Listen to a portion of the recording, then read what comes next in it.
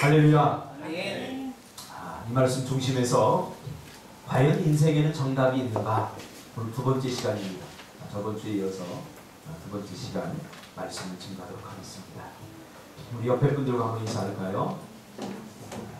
사랑합니다. 축복합니다. 내가 더 많이 사랑하겠습니다.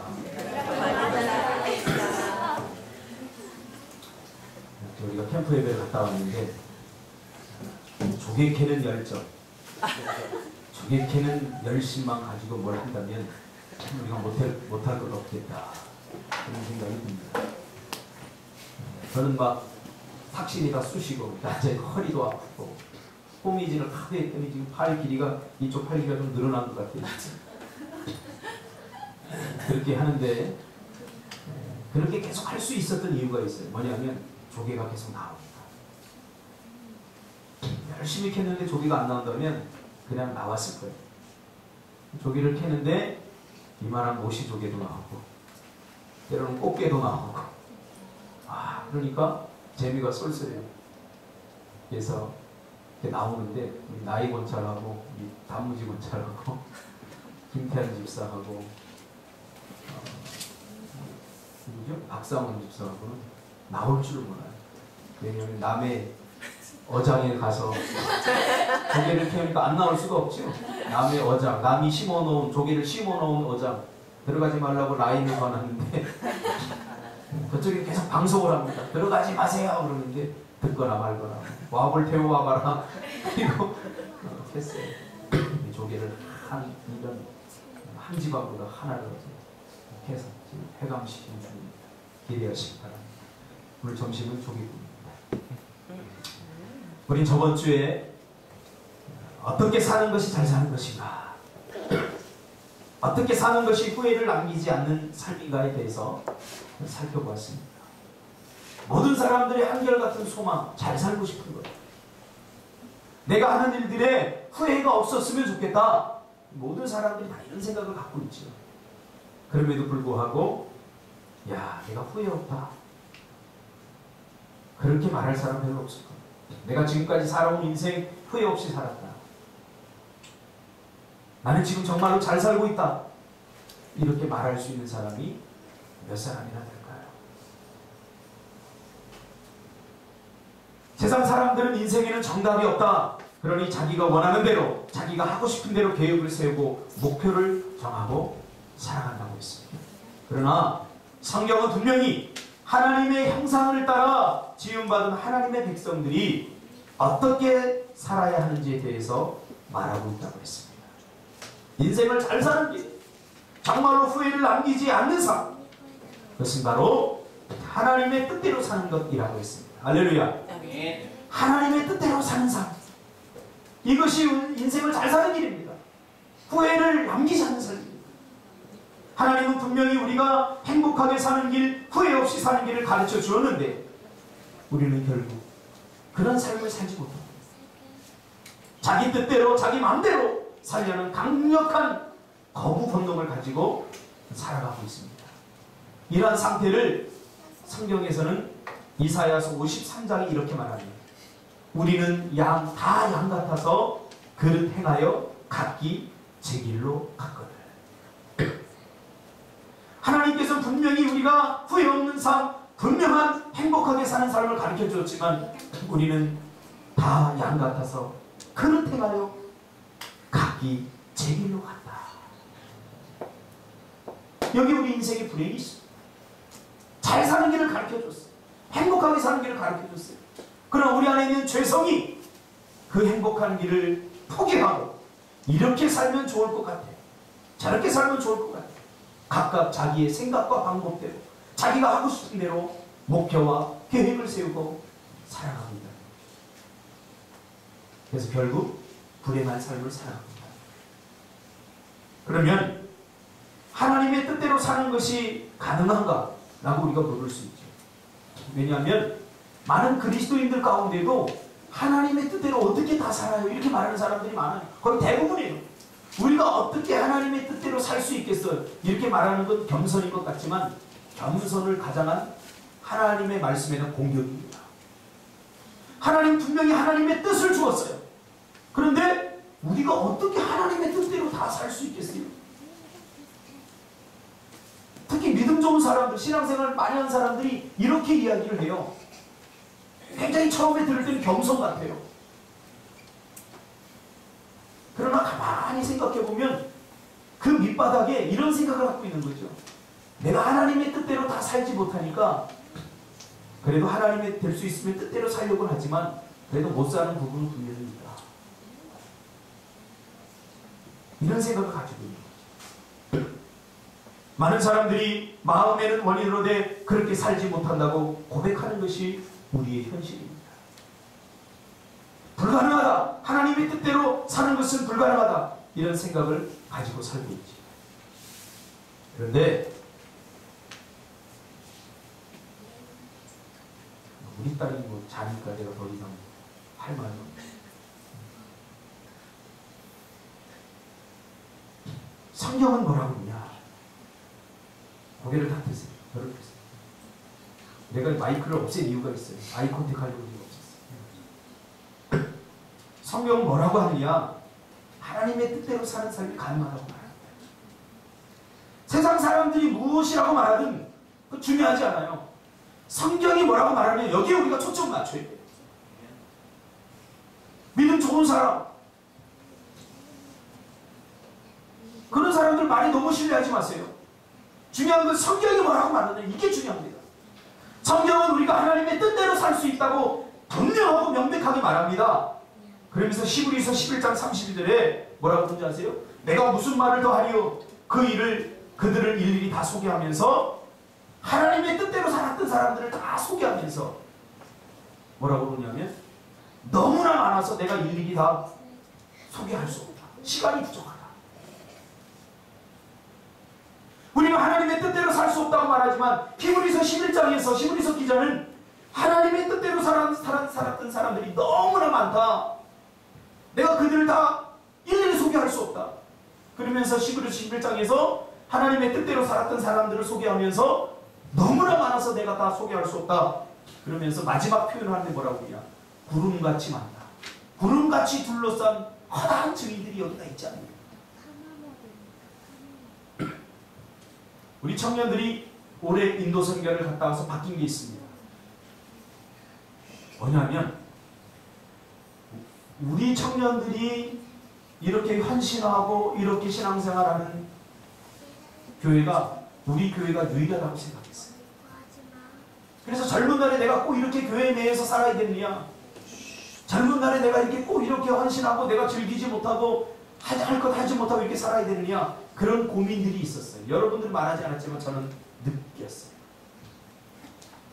근데 꿈이 있는 교회 갔다 와서 우리가 완전히 깨졌어요. 그들은 우리보다 더 헌신하면서 살아요. 우리보다 더 많이 헌신하면서 살아요. 이게 엘리야 컴플렉스입니다. 엘리야가 자기만 신앙생활 잘하는 줄 알았는데 너무나 외로웠어요. 주위에 믿음으로 사는 사람들이 없었던 줄 알았어요. 그러나 엘리야보다 더 신앙생활 잘했던 7,000명이 있다는 사실을 알고 그가 시끄럽지 않습니다. 저번 주에 배집사하고 축구를 하러 갔어요. 그랬더니 그 교회 청년이 자기는 그 목사님하고 11년 동안 함께, 난 교회에서 거의 1년에 3분의 1을 산다. 그렇게 얘기를 하더래요. 배집사가 속으로 웃으면서 나는 매일 교회에서 산다. 자랑한 거죠. 자기 자랑. 나는 이렇게 목사님을 섬기고 나 이렇게 교회를 헌신하며 산다. 그런 사람은 없지 않냐, 뭐 이런 식으로 얘기를 했는데 배집사가 속으로 나는 목사님을 만난 지 13년이고 교회에서 매일 산다. 게임이 안 되는 거죠.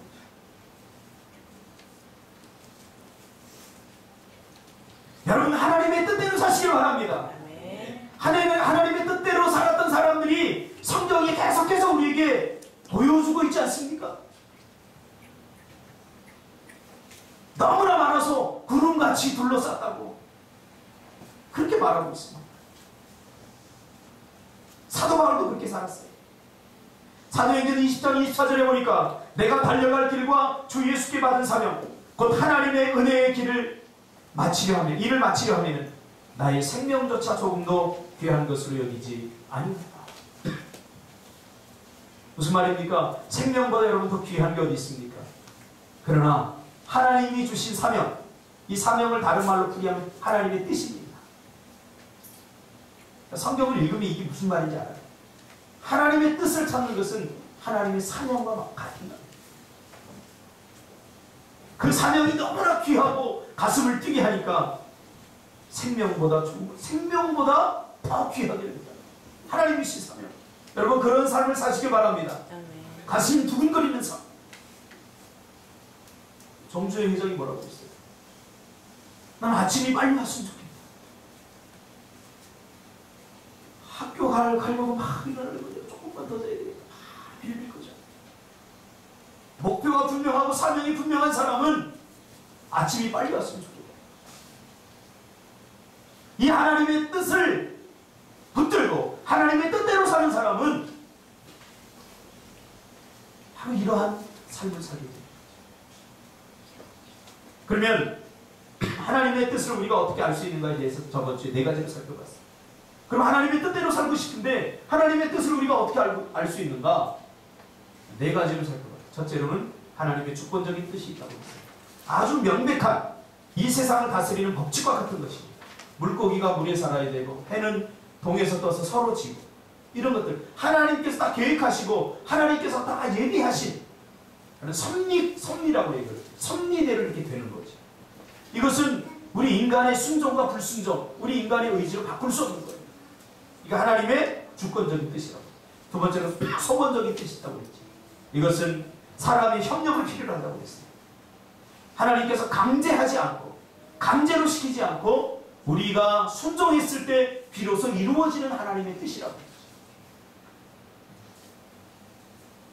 대부분 우리가 만나게 되는 하나님의 뜻은 우리의 삶 속에서 만나게 되는 하나님의 뜻 이런 것이에요.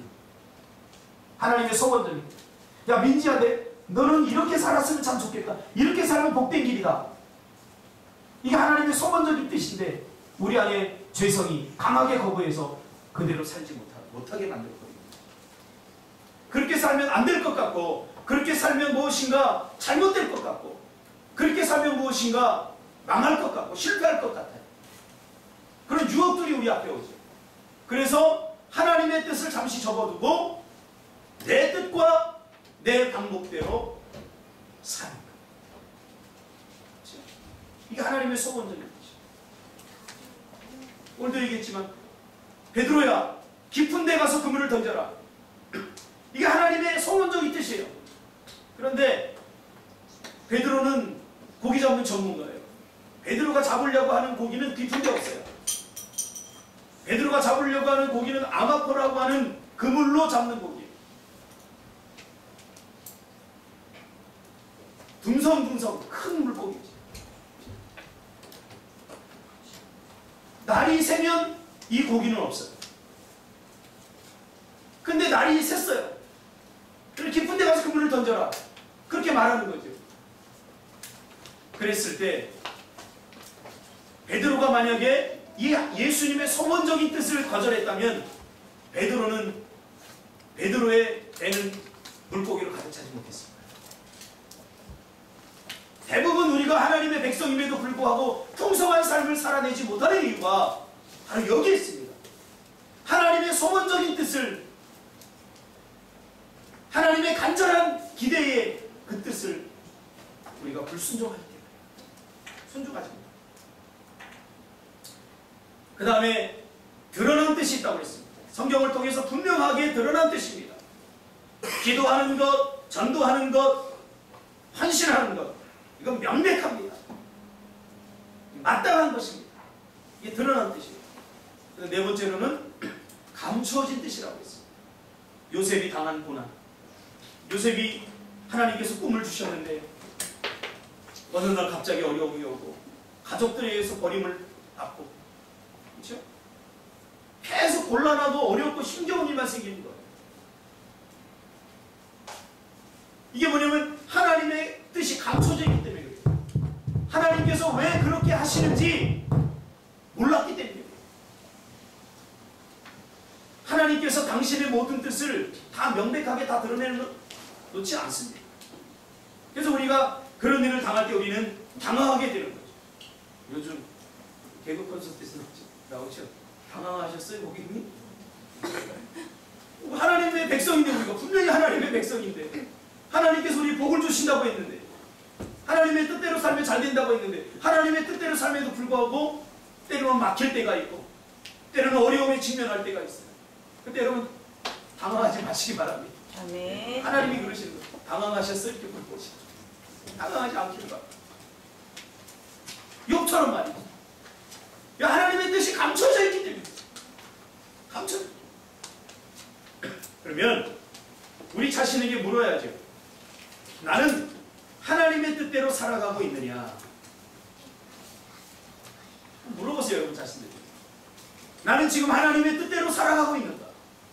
혹시 나도 많은 사람들 중에 그 한 사람처럼 하나님의 뜻대로 살아야 되는 것 알지만 내가 그렇게 살지 못한다고 스스로 자기 자신을 위로하면서 자기 합리화에 붙들려서 살아가고 있진 않지. 가만히 보면 우리는 신앙적인 문제를 뒤로 미루는 경향이 있습니다. 성경은 분명히 말하고 있지 않습니까? 너희는 먼저 그의 나라와 그의 의를 구하라. 그의 나라와 의를 구하는 것이 먼저입니다. 그리하면 이 모든 것을 너에게 더하시리라. 더하는 것은 하나님의 은혜입니다. 보너스로 주어지는 거예요. 우리가 먼저 그의 나라와 그의 의를 구하게 될 때에 그 외의 모든 것들을 하나님께서 더하여 주십니다. 우선순위와 차선을 분명히 알아야 돼요. 근데 우리는 거꾸로 살아요. 더하여 주실 것을 맨 위로 올려놓고 그것에 붙들려서 살아요. 먼저 구해야 할 것을 차선으로 놓고 살아요. 그러니까 인생이 힘든 거예요. 뒤죽박죽이 되는 거예요. 이 순서를 바로잡는 거 굉장히 중요합니다. 먼저 그의 나라와 의를 구하는 것이 항상 먼저여야 돼요. 그 다음에 이 모든 것을 더하는 것이 두 번째 관심이 돼요. 여러분 그렇게 하시길 바랍니다. 아멘. 우리 인생의 대부분의 우리가 받아야 될 훈련은 바로 이 훈련입니다. 우선순위와 차선을 바로잡는 훈련.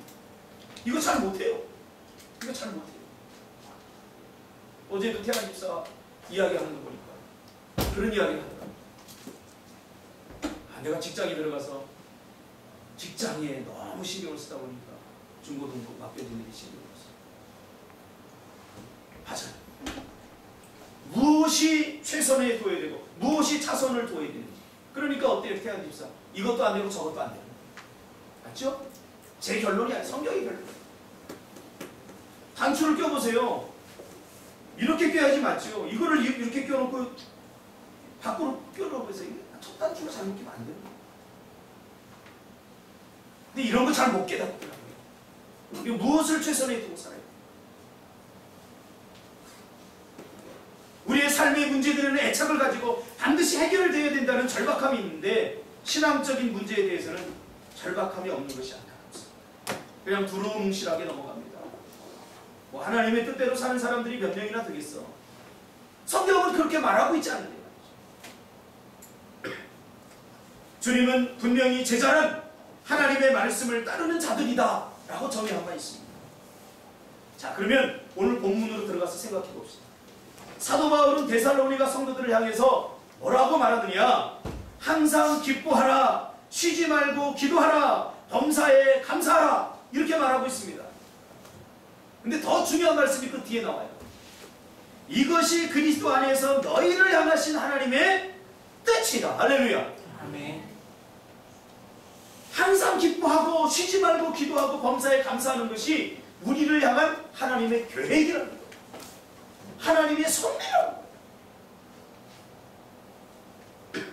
자, 이렇게 말하면 그냥 항상 기뻐하고 쉬지 말고 기도하고 범사에 감사하려고 어떻게든지 하려고 해야 되는데 우리 마음속에 무슨 생각이 먼저 드냐면 에휴, 기뻐할 일이 있어야 기뻐하지. 이렇게 바쁜데 기도할 시간이 있어야 기도하지. 아니 감사할 거리가 있어야 감사해. 이렇게 이것과 싸워야 돼. 그러니까 하나님의 말씀이 내 영혼을 되뚫어야 돼. 뚫어버려야 돼. 그렇죠? 물이 흐르는데 물줄기를 막고 있으면 그 물줄기를 막고 있는 걸 뚫어야 물줄기가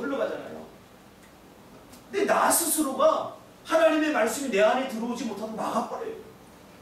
이걸 믿음으로 뚫어야 돼요. 맞아. 하나님이 기뻐하라고 그랬어. 그럼 어떤 상황에서 기뻐하려고 해? 하나님이 쉬지 말고 기도하라고 그랬으니까 기도 못할 상황, 기도 못할 분위기, 기분이 오더라도 어떻게 해서든지 하려고 해요. 그럼 우리 그런 의식조차 가지고 있잖아요. 내가 못한다고 생각해. 다 합니다. 어제 우리가 캠프 예배를 갔는데 선발대가 먼저 가고 후발대가 뒤에 왔는데 차가 막혀서 한 4시간 걸렸어요. 4시간. 오니까 뭐 저녁 10시 넘었죠. 그때 밥 해먹고 뭐 해먹고 힘들어요. 전체적인 분위기가 뭐였냐면 우리 이대로 잡시다. 쉽시다. 그런 분위기였어요. 전부 쉬었으면 좋겠다. 우리가 쉬러 간 게 아니에요. 캠프 예배를. 제가 이번 캠프 예배 담당했던 우리 준석 집사 좀 나무라면서 혼내면서 계획이 뭐냐? 뭐 하는 거예요. 이렇게 해라.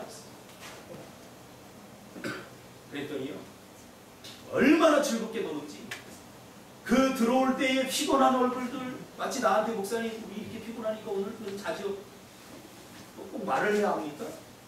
분위기로 다 말을 하더라고. 인사하고 다 잤으면 좋겠는 이런 분위기였는데 하라! 그러니까 준비했던 대로 계획대로 하는 거예요. 얼마나 즐겁게 노는지. 내가 밖에 나가서 주영 씨하고 이야기하다가 주영 빨리 들어가 조용히 시키겠어. 왜? 우리만 있는 게 아니라 주변에 막 사람들이 있잖아요. 무슨 말을 하려고 그러냐면 하려고 해야 할 수 있게 된다는 거예요.